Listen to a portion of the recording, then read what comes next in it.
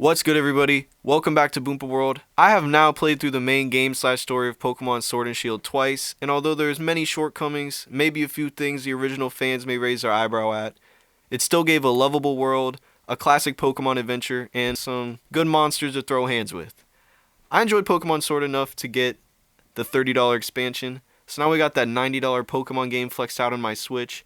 I know it sounds expensive, but they actually went a different route. Instead of releasing like the definitive edition like Emerald or Platinum or a sequel like Ultra Sun or Black and White 2, they just went a DLC route. So I applaud them for trying something different. But let's get into it, the Isle of Armor. Before we really get into it though, if you guys enjoy this video, please leave a like, and if you want to see more videos like this one, subscribe to help make this channel reach 200 subs. We're inching up ever so slowly. But let's jump right in and see if Isle of Armor boosts this game's post-game and makes it one to remember, really. Right when we drop down, we get an update to our Pokedex, specifically for the Isle of Armor, which I knew was a thing for the trailers and stuff beforehand, and I feel like I could honestly go either way on. On one hand, it's cool, like this area has new Pokemon exclusive to it to explore, so the wild areas will feel worth it, and you'll actually see new stuff. But it also sucks that Scyther is behind a paywall if you aren't doing online max raids. Following that thought, we talked to generic male placeholder 6, who apparently wusses out of joining this dojo because of this spunky anime chick at the train station.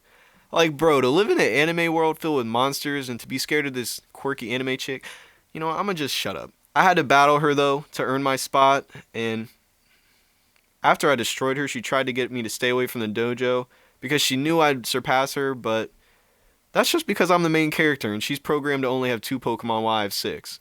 But after beating her ass, I rode around and explored the fringes of the wild area. It felt like it had more flat areas and a lot more detail. Some flowers, a forest, islands to explore. Oh look, and it's even a little Minecraft cave. After exploring a little and catching a few Pokemon, I talked to this dude who said he had 150 Alolan Diglets spread around the island. This sounded trash, but he wanted us to get them all, and I bet there's a sweet reward, so I'll probably do that eventually.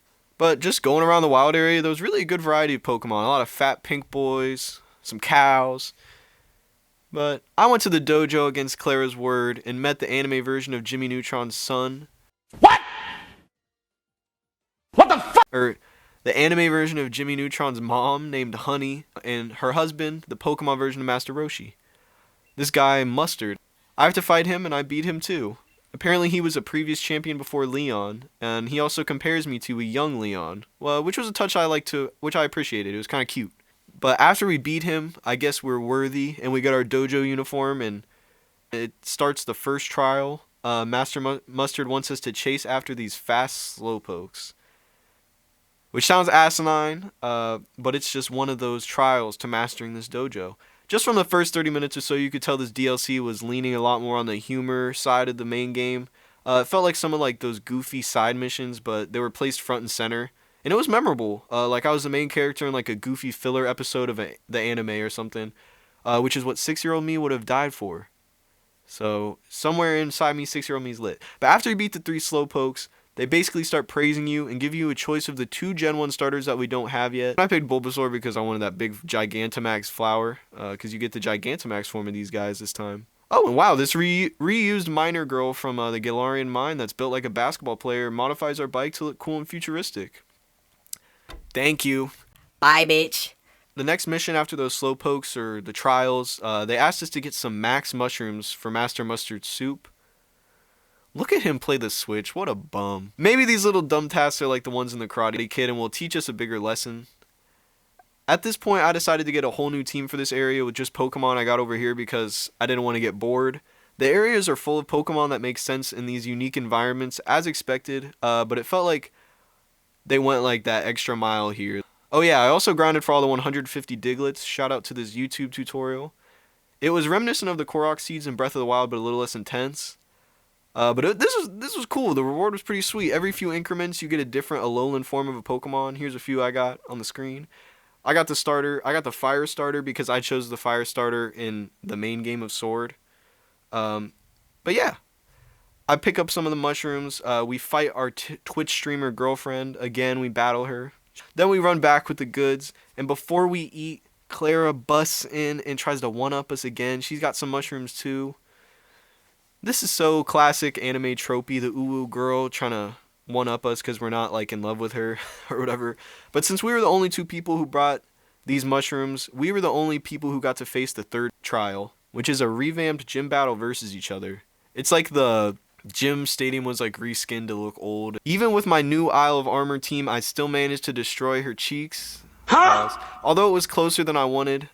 She showed me Galarian Slowpoke's evolution, which means I kind of got to get one for myself. But for now, I'll just take the W and all the praise from my classmates, who are honestly probably all jealous inside. It is what it is. Because after we beat her, we get 2 rewards. One being what they called the armor of the dojo and the island, the protector of the island. His name was Cubfu. He's a little cute Pokemon. A cute legendary that evolves. Interesting. He was acting all weird and shy, and so I guess we got to take him to get ice cream, and look at that pissy frown. But the second and way cooler reward is being able to have a partner walking Pokemon. I wish this was available in the main game so bad. I always loved this feature in Soul Silver and was ecstatic to see it here in 3D. Walking this sandcastle was necessary to brighten my day. Even if it's a little finicky, I still appreciate it. That's probably why it's not in the main game, because they are glitchy. But now I am tasked to make the Frown Pokemon friendly. I gave him the Soothe Bell. If any other Pokemon game taught me anything, that will be useful. And I know in this game another way to make him friendly is make some food, so I'll cook him up. Anytime someone has made me food, it's made me more positive too, so I understand Cubfu. This adventure as a whole is kind of what you make of it in a lot of ways. You could probably get done with it in around like 4 to 5 hours, or you can make it last because there's so much to really explore and so many nook and crannies to get all the Diglets. It could take honestly up to like 12 hours if you're really juicing it for some content. But I returned after some adventuring and first talked to Honey, who now is asking for our Watts to pimp out the dojo, which is sweet. I spend all my Watts. We get a private hairstylist, a vending machine, and a PC in this bit. Dojo being like a central hub to this huge area is like a really good concept that they nailed. And now we're making it our own. It's cool already, but even more customization, like selecting where stuff goes, would have been awesome. Or like something more akin to like the secret rooms in Gen 3. Little fun ideas like this really adds to any region. I feel like this Isle of Armor does not miss. Like, this makes Galar a little overpowered. But back to the game. Mustard says me and Cubfu are cool enough, and he says be prepared to face one of the 2 towers on this island. This hurts that I can't run through both, but I understand. There's 2, the Tower of Water or the Tower of Darkness. I usually like water types more, although fighting dark is an interesting combination. It was also mentioned that the towers were going to be 5 floors, each one with an opponent akin to that one episode of SpongeBob, if anyone knows what I'm talking about. But we ventured forth to the Tower of Water, and I really liked this lore and like very specific way to evolve this Pokemon. It felt like a little manga series, the Cubfu arc. Off on the island we trained away until he evolved after going up the Tower of Water by the beach on a stormy night. Okay, I'm being corny, but still. We faced 4 basic students, which I thought was really lame. Like, could we have not had any like water trainers like Crash or Wake or someone cool? But Mustard was waiting at the top floor with a fit swap reveal, and he snapped. Look at his hair. But he must be tripping off the max mushrooms though, because he actually beat me the first time. I mean, it's possible because we had the same Pokemon and he had a level on me. But I'm not going to let that happen again, so let's overlevel Cubfu. I'm done. After beating this old man, Urshifu evolves and looks, or Cubfu evolves into Urshifu and looks pretty cool. So now we got the sword, shield, and armor Pokemon, which makes sense. Mustard tells us we have to do one more step though, which confused me. And upon further inspection, my brain is blown out because I just realized that I never caught my box legendary and did like that final step of the main story in this playthrough of the game. Oops. Anyways, after all that's over, we have a playdate on a whole island with Hop, which captures the feeling of being a kid, just vibing at someone's house doing fun stuff. We're going on an adventure in the forest for some special honey to get Urshifu to Gigantamax. It's roots. But this part got really boring and like overly scripted. So I dipped back out to go and evolve the Galarian Slowpoke and see what it was like for myself. And to do that, you have to get 8 Galarica tree twigs from the forest. And then go to this lady on a far off island in the sea so she can weave a Galarica cuff you give to your Slowpoke, and it turns into a purple Slowbro. Oh, and then she also gives you this shirt. Which makes it worth it, right? Are you winning, son? The final step to finding the right honey is on Honeycomb Island. Who would have guessed? In the middle of Honeycomb Sea, of course. We fight the queen bee alone because Hop was too shocked, aka too big of a puss. But this gives us the honey and eventually grants us Gigantamax Urshifu. I feel like so far in the description of this game, I'm really not describing accurately how much there really is to explore. Like, it literally shits on the wild area from the main island and feels so much more fleshed out and like so much more enjoyable to explore. Like, there's actually going to be stuff to find or something interesting. Makes me feel like there's a possibility Sword and Shield were a little more rushed than we know. Like, why only walking Pokemon here too? Why so much better world design with caves, decor, and memorable routes? It felt like it already knew all the issues with the main game and gave us the island escape. And look, now we have to fight Master Mustard one final time. And I led with the new Galarian Slowbro in my new team and got a good advantage right out of the gate. His Pokemon were higher levels, but he's AI. I'm a human.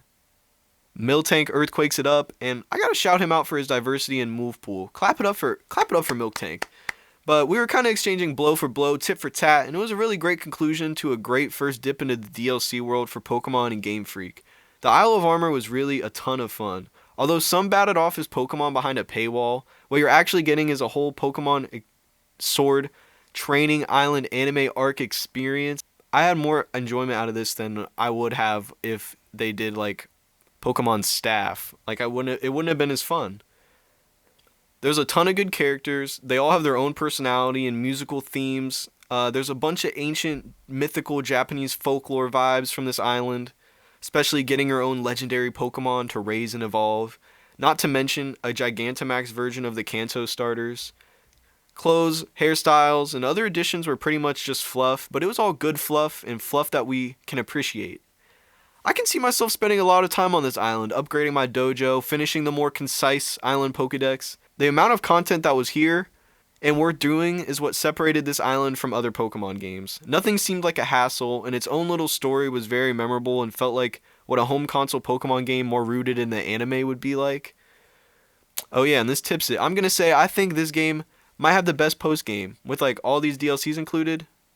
Sure, it's no second region from the previous game like in Gold and Silver, but this might have real considerations for uniqueness and everything, especially considering we have a whole nother DLC pack, the Crown Tundra, up next.